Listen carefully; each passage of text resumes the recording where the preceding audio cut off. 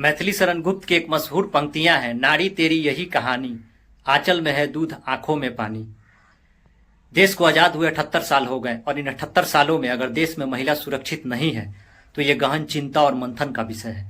जिस देश में बेटी बचाओ बेटी पढ़ाओ जैसे अभियान चलाए जाते हैं उसी देश में हर रोज 87 बलात्कार के केसेस सामने आते हैं, यानी हर साल 1044 महिलाओं के साथ बलात्कार होते हैं।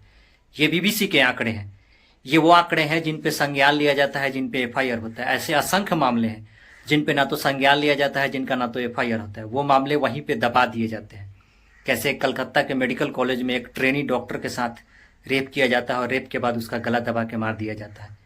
ये सिर्फ कलकत्ता की घटना नहीं है, दिल्ली से लेकर हाथरस तक ऐसी घटनाएं हुई हैं और उन घटनाओं में दोषियों को फांसी तक चढ़ाया गया है। लेकिन हम उस मानसिकता को आज तक फांसी पे नहीं चढ़ा पाए हैं जो भारत के पुरुष रूपी समाज में घर बनाए बैठा है। कैसे एक पुरुष जो किसी महिला से ही उत्पन्न होता है और महिलाओं के इर्द गिर्द पला बड़ा होता है, वही पुरुष किसी दूसरी महिला को सिर्फ उपयोग और उपभोग का वस्तु समझता है।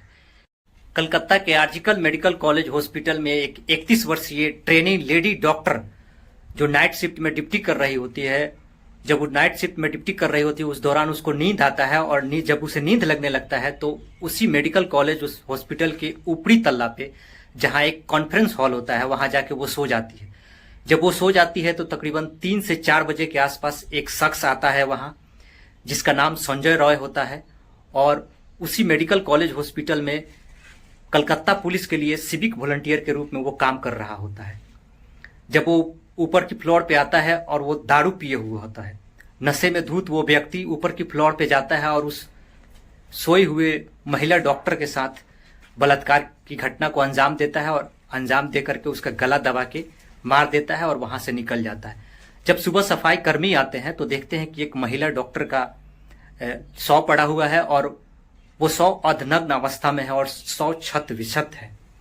तब आनन फानन में पुलिस को बुलाया जाता है और पुलिस आकर के उस पूरे घटना को जांच पड़ताल करने में लग जाती है और सीसीटीवी के फुटेज निकाले जाते हैं और उस बॉडी के पास एक ब्लूटूथ पड़ा होता है। उस ब्लूटूथ को रिसीव किया जाता है और सीसी फुटेज के आधार पे इस संजय रॉय को बुलाया जाता है और वहां जो ब्लूटूथ होता है, संजय रॉय के मोबाइल से उस ब्लूटूथ को कनेक्ट कराया जाता है और झट से ये ब्लूटूथ कनेक्ट हो जाता है।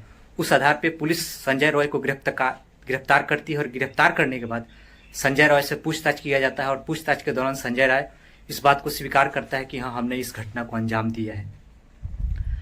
अब इस घटना को लेकर के पूरे देश में हो हल्ला मचने लगता है, डॉक्टर हड़ताल पे चले जाते हैं। जब देखा जाता है कि इस घटना को लेकर के पूरे देश में बवाल हो रहा है तो कलकत्ता का जो हाई कोर्ट होता है, कलकत्ता के हाई कोर्ट के कहने के आधार पे इस केस को सीबीआई को सौंप दिया जाता है। सीबीआई इस केस में छानबीन करते हुए कई लोगों को वहां से गिरफ्तार करती है। उस मेडिकल कॉलेज का जो प्रिंसिपल होता है उस प्रिंसिपल को भी गिरफ्तार किया जाता है। तकरीबन 7-8 लोगों को गिरफ्तार किया जाता है इस मामले में और छानबीन किया जाता है। इस केस की पूरी इन्वेस्टिगेशन जो है सीबीआई के हाथों में सौंप दी जाती है। फिलहाल इस महिला डॉक्टर के न्याय के लिए पूरे देश से आवाज उठ रही है। पूरे देश के जो मेडिकल कॉलेज है, पूरे देश के जो डॉक्टर हैं हड़ताल पे हैं और इस महिला को न्याय दिलाने के लिए पूरे देश से आवाज उठ रहा है। लेकिन सबसे बड़ी बात है कि ऐसी कई घटनाएं देश में होती है और उनको फांसी तक चढ़ाया जाता है ऐसे दोषियों को, लेकिन हम उस मानसिकता को आज तक फांसी पे नहीं चढ़ा पाए हैं जो भारत के इस पुरुष रूपी समाज में उत्पन्न है महिलाओं को लेकर के। आज भी हमारे भारत का पुरुष रूपी समाज महिला को सिर्फ उपयोग और उपभोग का वस्तु समझता है। सबसे जरूरी है इस मानसिकता को फांसी पे चढ़ाने की जो भारत के पुरुष रूपी समाज में आज भी घर बनाए बैठे हुए हैं। फिलहाल ये केस सुप्रीम कोर्ट के मुख्य न्यायाधीश डीवाई चंद्रचूड़ के हाथों में है और इस केस को वो खुद अपने से हैंडल कर रहे हैं और उन्होंने पूरे देश को दिलासा दिलाया है ये कि हम इस घटना की जांच करवाएंगे और दोषियों को फांसी तक चढ़ाएंगे। बाकी इस घटना पे आपकी क्या राय है, कमेंट बॉक्स में हमें जरूर बताइएगा।